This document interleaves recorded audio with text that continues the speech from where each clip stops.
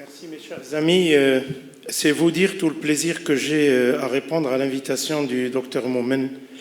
Je suis très très heureux de voir une autre association naître parce que l'association mène avec elle certainement beaucoup de réflexions, beaucoup d'heures de formation, beaucoup de sacrifices. Vous êtes là un samedi, tout ça dans l'intérêt des patients. Je vous en félicite. Alors pour ma part, vous allez voir, je ne suis pas un intrus, puisqu'on va parler de choses qui intéressent l'arbre respiratoire, bien évidemment. Et je commencerai par, quand M. Moumen m'a dit « Est-ce que vous pouvez nous faire quelque chose sur la rhinite persistante ?» J'ai dit oui, mais quel est le public cible? Ce ne sont pas des rhinologistes, ce ne sont pas des ORL, ce sont des pneumologues. Donc, la rhinite persistante, oui, mais peut-être modulée un peu, selon la vision que j'ai de vous apporter quelques réflexions pour comprendre et prendre en charge la rhinite persistante. Alors, je voudrais d'abord vous faire voyager un peu et vous faire partir de Marrakech vers Paris. Rappelez-vous où, il y a quelques années déjà, deux grands génies de la génétique, et vous vous souvenez certainement de ces deux-là, Jacob et Monod, ont mis en place la double hélice dans la constitution de l'ADN, et en particulier, Monod a travaillé énormément sur l'ARN messager. Alors, pourquoi? Ça n'a bien évidemment rien à voir avec la rhinite, mais bon, vous allez comprendre de fil en aiguille ce qui se passe. Et en fait, ce monsieur est décédé en 1976, a vu naître un de ses plus grands disciples, qui est un grand économiste, un grand penseur. Il travaille beaucoup dans l'éducation, dans l'économie numérique. Et ce monsieur, c'est Joël de Rosnay, qui est l'un des premiers disciples de Jacob et Monod, qui, la veille de sa mort, a dit « Regardez, je cherche à comprendre ». Parce qu'en fait, avec tout ce qu'il avait découvert, il n'était pas encore rassasié, il cherchait à comprendre. Et je pense que c'est le but même et la réflexion qu'il faut mener devant toute situation. Et rappelez-vous, toutes les maladies, malheureusement, qu'on n'arrive pas à traiter, mais c'est qu'il y a encore malheureusement un mystère autour de la pathogénie, un mystère autour des mécanismes. Et c'est pour cela, malheureusement, que ces maladies nécessitent encore quelques années de réflexion et de recherche. Alors, moi, pour ma part, j'ai toujours trouvé ça réducteur. Pourquoi réducteur? Regardez. Parce qu'on a l'impression qu'un otorhinolaryngologiste, comme un pneumologue, comme un cardiologue, quand il s'érige en spécialité, regardez à quoi est réduite une unité de consultation ORL. C'est invraisemblable. Comment voulez-vous dissocier la tête du reste du corps? C'est impensable. Comment pensez-vous qu'on puisse examiner une aire ganglionnaire sans avoir un geste pour voir s'il y a un débord splénique, pour voir comment sont les organes hématopoïétiques? Vous ne trouverez un lit d'examen chez aucun cabinet d'ORL. C'est quand même assez fallacieux. Et je pense que on va bientôt voir, regardez le monsieur l'ORL qui s'en va avec les deux oreilles, on va bientôt avoir le spécialiste uniquement de l'oreille, mais on n'a pas tout dit. Mais quelle oreille? La droite ou la gauche? C'est encore plus pernicieux, encore plus pointu. Alors, je voudrais, pour revenir à cela, vous rappeler quelques éléments de réflexion sur le fondamentum, comment fonctionne le nez. Alors, c'est ça la difficulté. Et j'en ai discuté avec Rachid Khtar en lui disant, écoute, est-ce que vous avez accès à l'examen du nez? Certainement pas, ou du moins, certainement pas de la façon avec laquelle les ORL examinent ce nez-là. Donc c'est pour ça qu'on va essayer d'éclaircir cela sur un tour sur l'examen clinique, enfin, quelques situations à connaître, et enfin, on finira par quelques recommandations devant une rhinite persistante. Alors, le fondamentum est très simple, parce que très souvent, on ne comprend pas, et on comprend, et on le sait bien. On sait bien que le nez est au commencement de tout, mais qui d'entre vous interroge réellement ce qui se passe au niveau de la sphère nasale? Qui d'entre vous arrive à examiner pour dire telle pathologie pneumologique ou respiratoire a certainement son point de départ au niveau du nez? Je ne sais pas s'il y en a dans la salle sérieusement. Et regardez, on fait une analogie parfaite entre la bouche et le nez. Pourquoi? Même parce que la bouche avec l'amylase salivaire est le début de la digestion, et bien le nez avec la préparation de l'air inspiré est certainement le début de la respiration. On ne parle pas de l'olfaction, on va s'arrêter à la respiration. Donc en fait, le nez est à la respiration, tout simplement ce que la bouche est à la digestion. Et c'est très important de comprendre quelques éléments de physiologie. Je ne vais pas être très très long, vous allez voir. La liberté des voies aériennes est fondamentale. Pourquoi? Parce que l'air est préparé. L'olfaction, j'ai dit qu'on faisait une petite impasse, mais rappelez-vous, l'élément fondamental qui fonctionne au niveau du nez, qu'on appelle l'unité fonctionnelle, qui est forcément le cornée inférieur. Ce cornée inférieur a pour rôle de filtrer, d'humidifier, de réchauffer l'air inspiré. Vous vous rendez compte qu'il y a un travail énorme qui est fait au niveau du nez pour préparer la qualité de l'air pour les échanges gazeux au niveau du poumon. Et tout cela, bien sûr, au niveau de la muqueuse. Et attention aux facteurs climatiques. Des fois, on le tait, mais des fois, on s'en souvient. Rappelez-vous que le cornée inférieur est un tissu érectile et qu'il va être énormément, s'il vous plaît, vous devez réellement y penser. Attention, est-ce que vous utilisez une climatisation? Attention, est-ce que le soir, en vous déshabillant, n'oubliez pas aussi le facteur postural qui va faire que quand vous couchant, vous avez une obstruction nasale.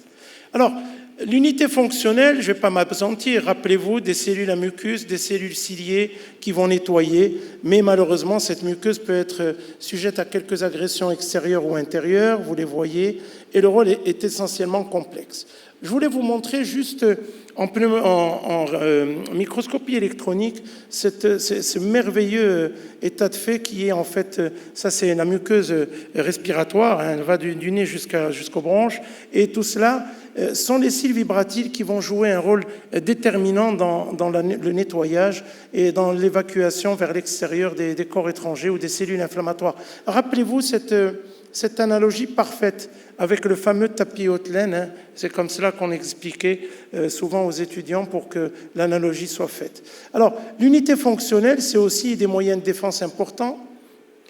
Et rappelez-vous que le mucus peut être altéré dans sa quantité, dans sa qualité.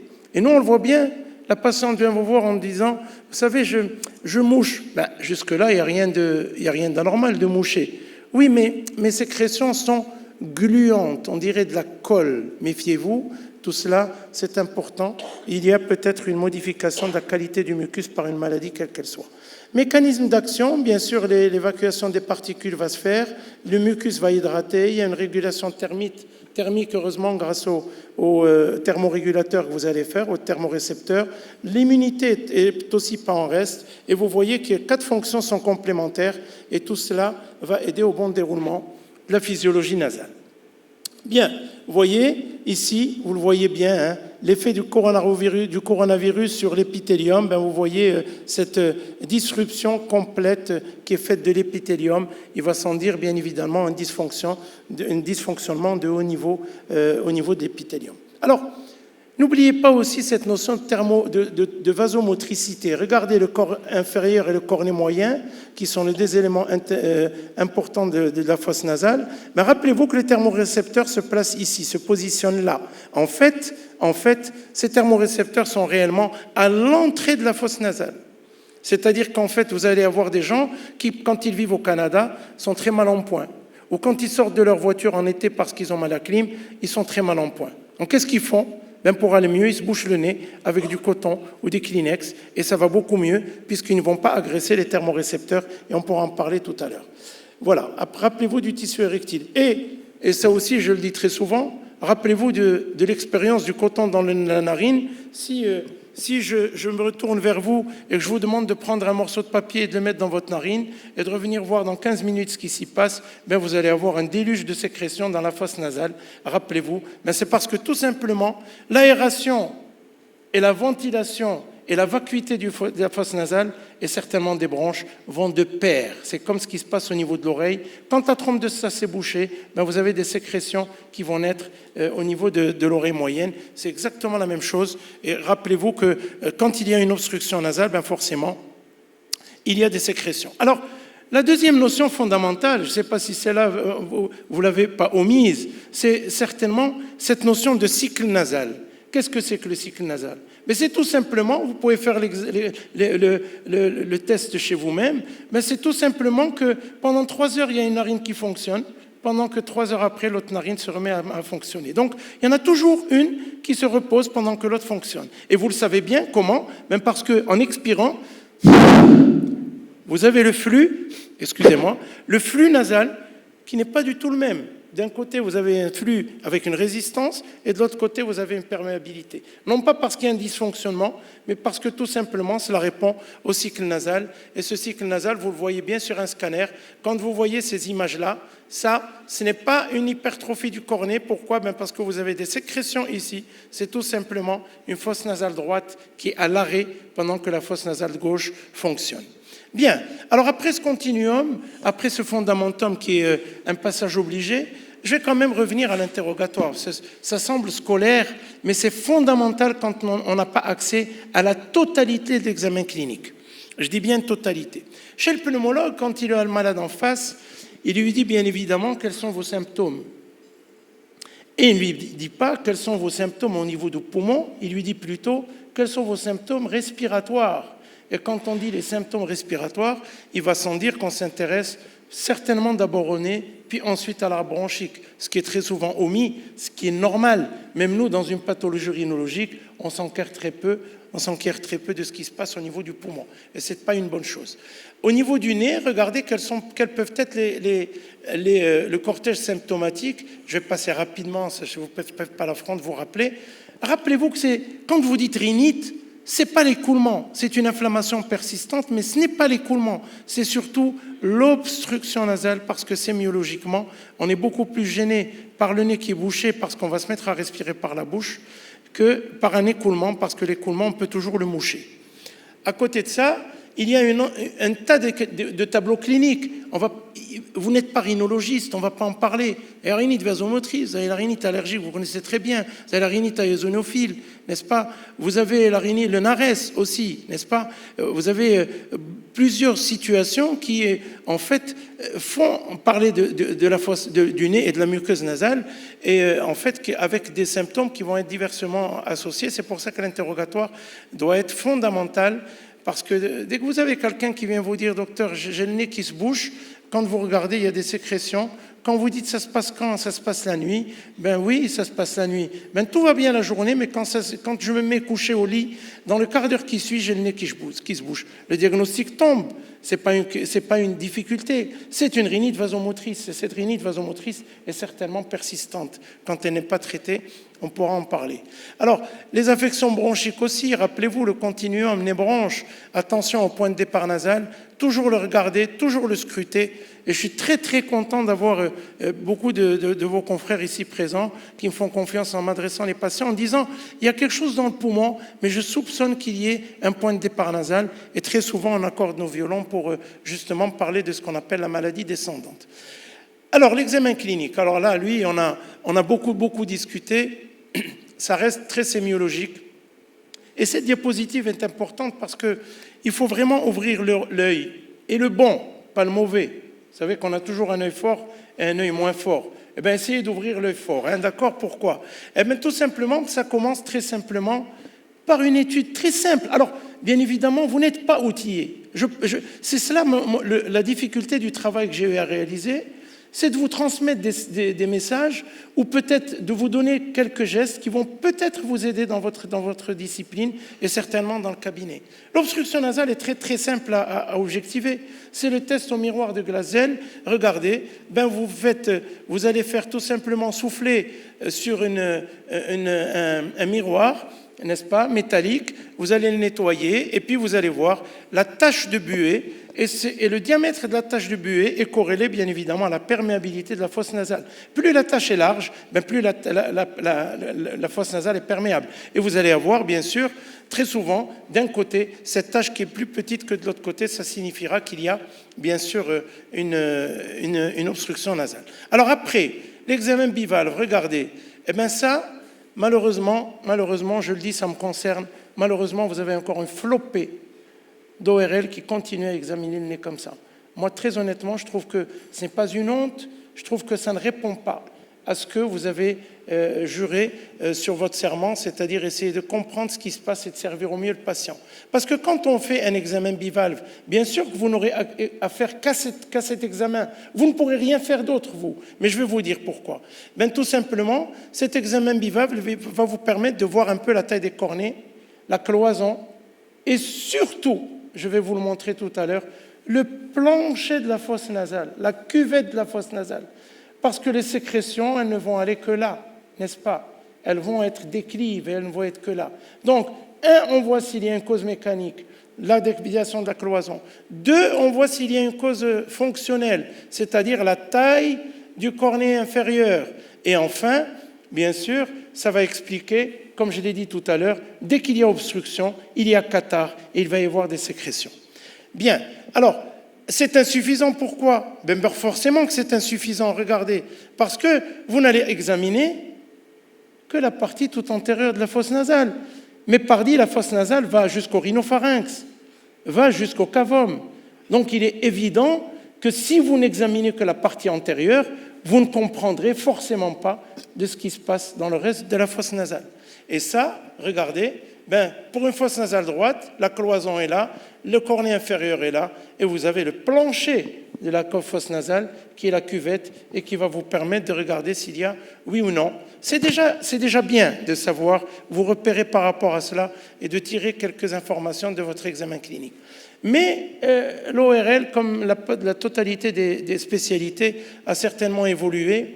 Alors, dans le temps, on donnait des rendez-vous d'endoscopie aux patients. Rappelez-vous, revenez tel jeudi à 16h, patient rentrait chez lui, revenez. Ça faisait partie des explorations complémentaires. Je ne comprends pas comment on ne peut pas ne pas être outillé pour essayer de comprendre quelqu'un qui a une doléance nasale en l'examinant qu'au niveau antérieur du nez en disant « sortez, vous revenez quelque temps après ». Regardez le rhinofibroscope qui n'est pas vraiment l'outil adapté. Pourquoi? Ben parce que ce rhinofibroscope, il va où?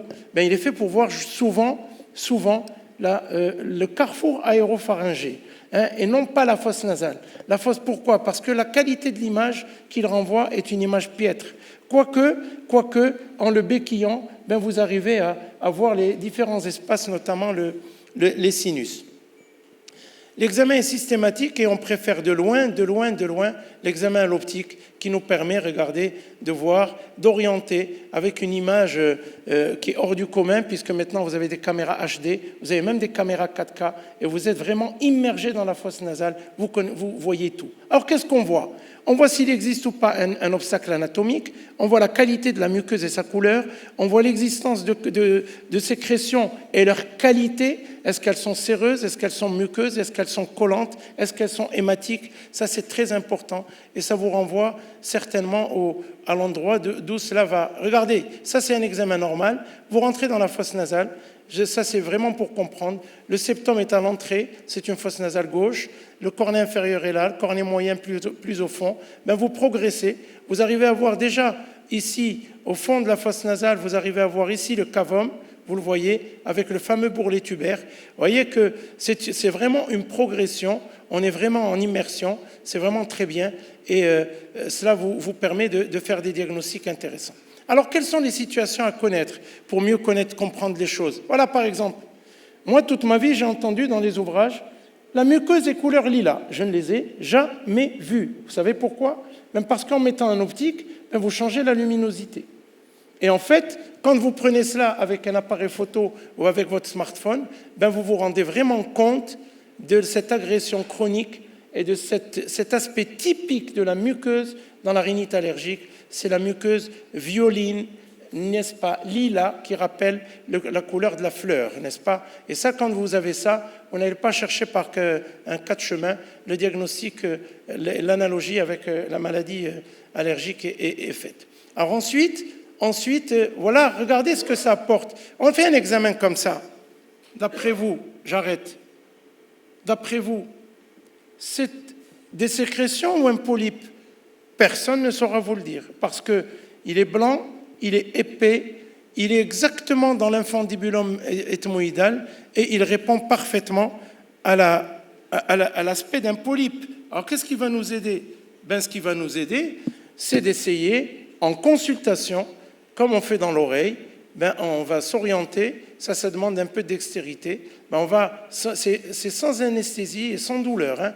On va mettre en place l'aspirateur et on va se rendre compte finalement que cela n'était forcément pas, vous voyez, c'est blanc translucide, on a vraiment l'impression que c'est d'une grappe de raisin, hein, exactement comme une polypose. Ben, on met notre aspirateur, et l'aspirateur montre bien, ici, qu'il va s'agir de sécrétions qui vont venir avec l'aspiration sans aucune difficulté, vous voyez, et le tour est joué, et vous avez évacué l'infundibulum, et vous pouvez même voir ce qui se passe. Regardez ici latéralement en sortant, là, vous avez l'orifice méatique, hein, vous avez le méa moyen ou l'ostium maxillaire. Vous pouvez même voir ici s'il y a des sécrétions qui sont dans le maxillaire ou pas. Alors, ensuite, voilà quelque chose d'intéressant. Le patient va venir vous voir, il vous dit « le nez est encombré, mais il ne coule pas ». Bizarrement. Ça, c'est à contrepoids par rapport à la description que je vous ai faite. Le nez est bouché, il y a un cathare. Là, le nez est bouché, mais il ne coule pas. Tiens, c'est bizarre. Eh bien, regardez.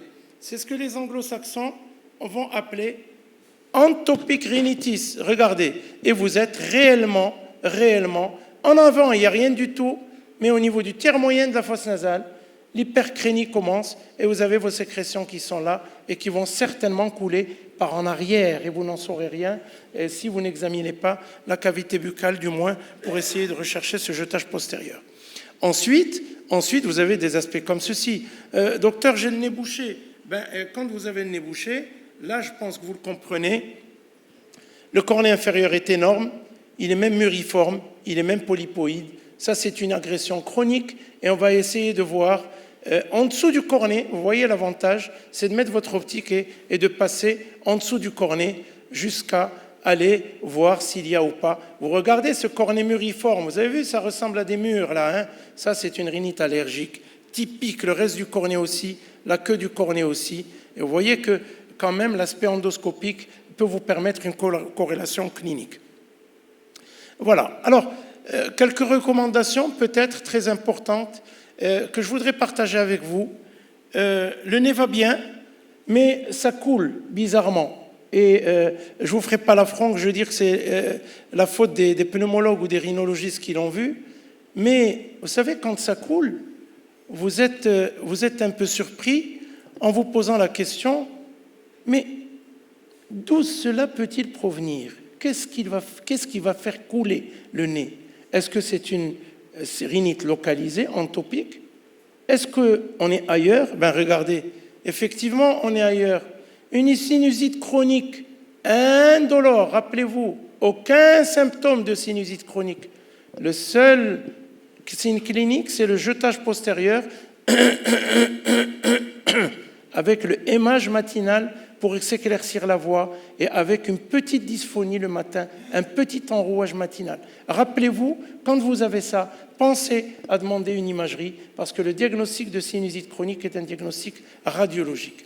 Ensuite, vous voyez, sur les deux coupes, hein, on a bien vu qu'il y avait un petit épaississement en cadre on a fait, je vais vous passer celle qui était avant, même ici, même au niveau de l'ethmoïde, il se passe exactement de la même façon. On voit bien que quelques cellules sont encore parfaitement pneumatisées, comme ici la totalité du sinus, mais il y a juste une petite cuvette qui explique cela. Alors, bien sûr, faites très attention. Cette dame a été traitée par les allergologues pendant plus de 6 mois. C'est pas...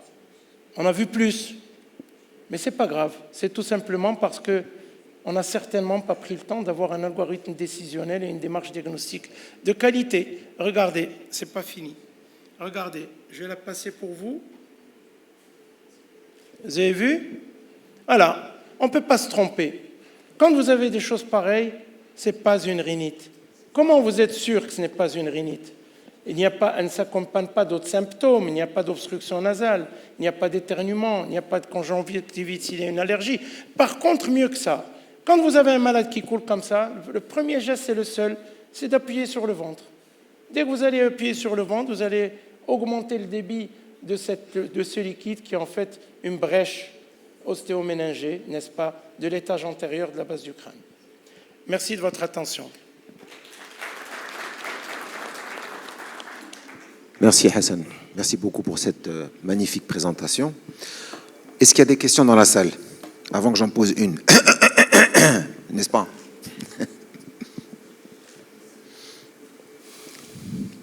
Ouais, vas-y, c'est belle, oui, je t'en prie.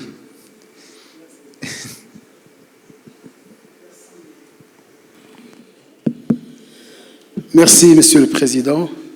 C'est Hassan, tu es toujours égal à toi-même.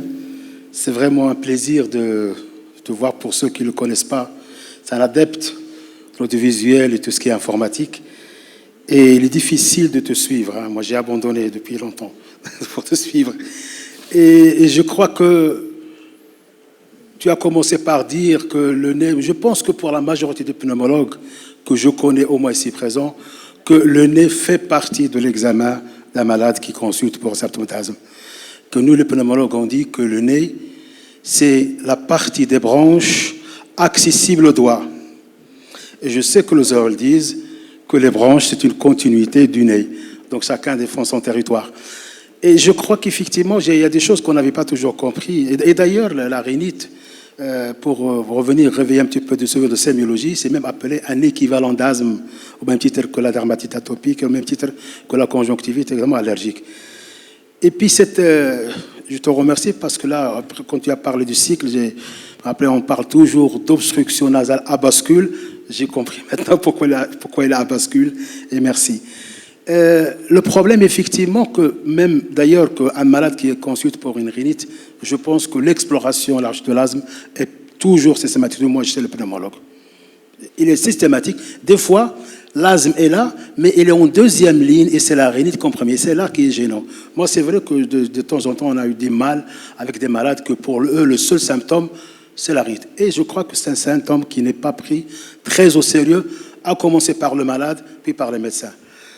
Et puis, celle qui nous pose le problème, c'est effectivement des rhinites typiques allergiques et tout le bilan allergologique est négatif. Et c'est là où on a besoin un petit peu de votre point de vue. Tu as parlé d'une ARES, etc. Mais je pense que c'est utile de détailler ce point-là. Et merci. Je vais juste apporter une seule... Je suis tout à fait d'accord avec ce qu'a dit Siad Krim. C'est tout à fait vrai. Notre malheur, les grands spécialistes, c'est de vouloir travailler dans son coin. Et je pense que le malade a tout à gagner. Moi, j'ai quelques collègues qui travaillent étroitement avec moi ici. Je suis très content, je vais vous dire pourquoi. Parce que quand j'ai une polypose nasale et que le malade n'a aucun symptôme d'asthme, aucun, il faut savoir que la polypose nasale simple et la polypose dans le cas de la maladie de Vidal, c'est deux choses complètement différentes. Quand l'asthme est latent et que vous faites faire des tests avec une exploration fonctionnelle et que vous trouvez un syndrome obstructif dont le patient ne se plaint pas et qui est levé par les bêta-2, ben vous êtes très heureux de dire écoutez madame, vous n'avez peut-être pas une polypose simple, mais vous avez une polypose dans le cas des maladies de Vidal. Là, peut-être qu'on va aller être plus agressif. Et je pense que c'est toujours dans le même sens, c'est d'essayer de comprendre le mécanisme de fonctionnement. Je ne dis pas qu'il y a des insuffisances de part et d'autre. Le nez, bien évidemment, est le début, vous le disiez, il est accessible au doigt. Mais c'est important de comprendre que le but, c'est, quand le malade arrive, c'est pas à toi que je vais le dire ça, je sais bien, c'est au-dessus de sa tête, il y a un point d'interrogation énorme en disant mais qu'est-ce qui se passe dans cet organisme, qu'est-ce qui dysfonctionne? Et je pense que le meilleur traitement, ce n'est pas celui qui va venir au bout de votre stylo pour l'ordonnance, c'est celui qui va d'abord commencer par comprendre comment fonctionne ce nez ou cet arbre respiratoire et de faire le bon diagnostic, parce qu'au bon diagnostic, il y a certainement un bon traitement. J'ai trois questions là, alors il faut aller... Question courte, réponse courte pour pas qu'on perde trop de temps. Si Mziane, si Ftouh, si Jamali, si Zawaq.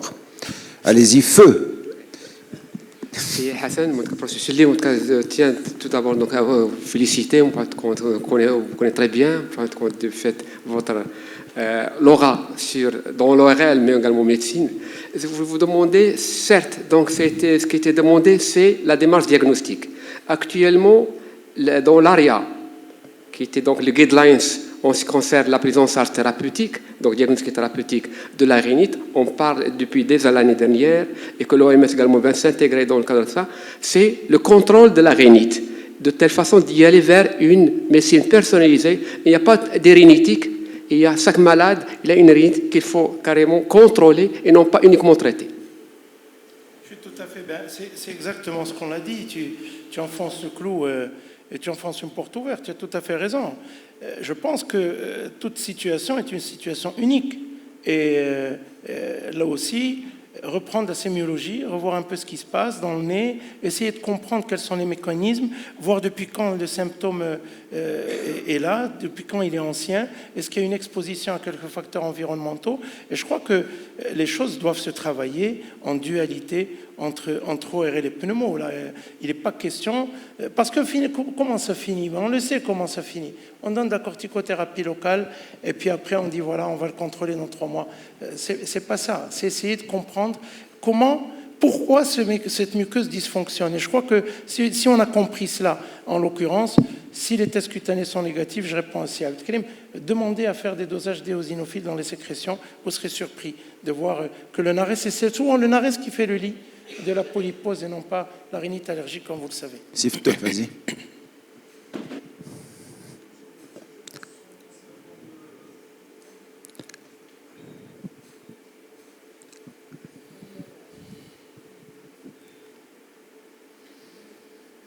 Il nous arrive de prendre en charge des malades asthmatiques, ce qu'on appelle l'asthme sévère en pneumologie, et avec de l'intolérance à l'aspirine.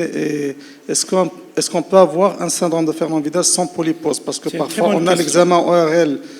C'est-à-dire, est-ce qu'il y a des stades anatomiques où l'ORL ne peut pas voir de façon concrète les polypes? Ma deuxième question, là aussi, lorsqu'on prend en charge des malades rhinitiques avec suspicion de maladie asthmatique, lorsqu'on fait le bilan allergologique de la rhinite, on trouve négatif, on pense à une rhinite vasomotrice. Est-ce que la rhinite vasomotrice pourrait évoluer vers l'asthme? Parce qu'il n'y a pas beaucoup d'études dans ce sens. Merci. Bien. La première question, très bonne, oui, très courte. La polypose a des stades aussi. Hein. Stade 1, stade 2, stade 3, stade 4, stade 5. Et c'est la situation du polype par rapport au méa moyen. Le stade 3, c'est quand on commence à voir les polypes dans la fosse nasale. D'accord? Et donc, c'est important de savoir qu'effectivement, vous l'avez dit, dans les premiers stades, si vous n'avez pas un scanner, ben malheureusement, vous ne ferez pas le diagnostic de polypose. C'est beaucoup plus simple d'attendre, bien sûr, que le polype soit dans le nez, vous pourrez y accéder, ou sinon l'ORL, en mettant son optique, va voir le polype sans aucune difficulté. Bien sûr, il peut y avoir des syndromes de Vidal incomplets, et vous le savez, d'ailleurs, quand vous avez un malade qui a une polypose, la première des choses que l'on fait, c'est regarder le pneumologue, mais surtout, ne prenez plus d'aspirine. D'accord? Ni d'AINS, parce que vous pouvez faire une intolérance en la mesure de développer une crise d'asthme sévère. Hein. C'est ça l'intolérance à l'aspirine, parce que très souvent on a l'impression de voir des chocs anaphylactiques à l'aspirine, c'est pas cela. C'est le déterminisme de l'intolérance va donner une crise d'asthme sévère. Alors ensuite, la seconde question, c'était... Oui, la rhinite vasomotrice. Alors la rhinite vasomotrice, c'est un cas très particulier. Le malade dans la journée, il est très bien. Sauf s'il travaille, sauf s'il est bouché. Pourquoi? Même parce que s'il est bouché, il va aller sortir sa viande du congélo, et donc il va faire des va-et-vient. Il y a un choc thermique, et il va aller titiller un peu ces récepteurs thermiques qui sont dans la fosse nasale. Au-delà de cela, bien sûr, c'est une rhinite qui n'apparaît que le soir au coucher.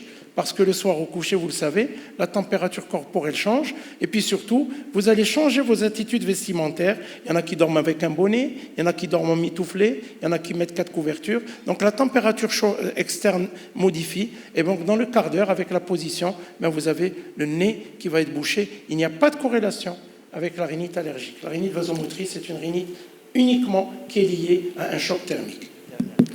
Dernière question, parce que... C'est toujours dans la polypose nasale.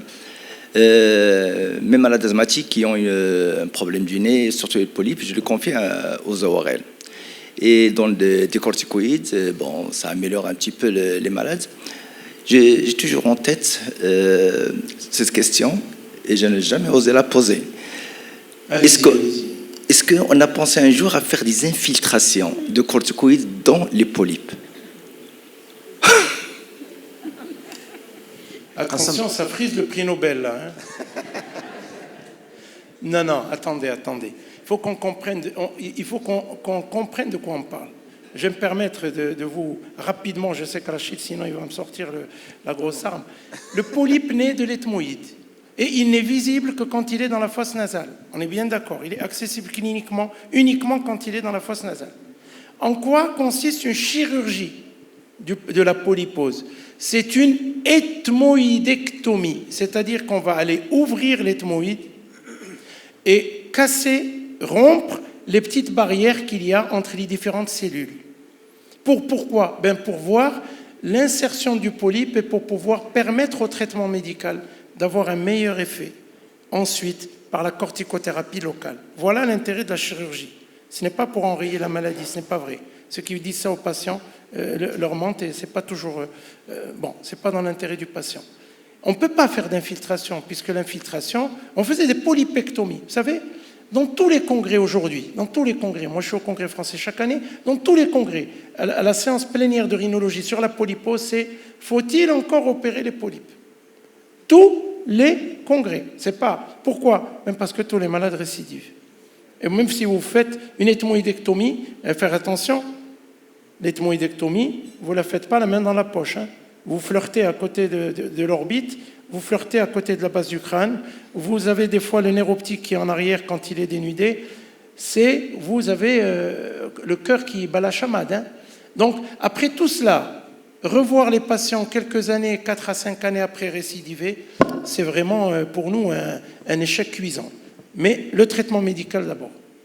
Je crois que, Qassem, tu m'excuses, tu veux... Vas-y, rapide, vas-y. Les biomarqueurs. Une question sans réponse. Biomarqueurs dans les rhinites persistantes. Les Vous en biomarqueurs avez, comme dans vous en l'asthme. faites? Les biomarqueurs, c'est très honnêtement, c'est une très bonne question, mais je pense que c'est encore très très peu fait et très très peu suivi.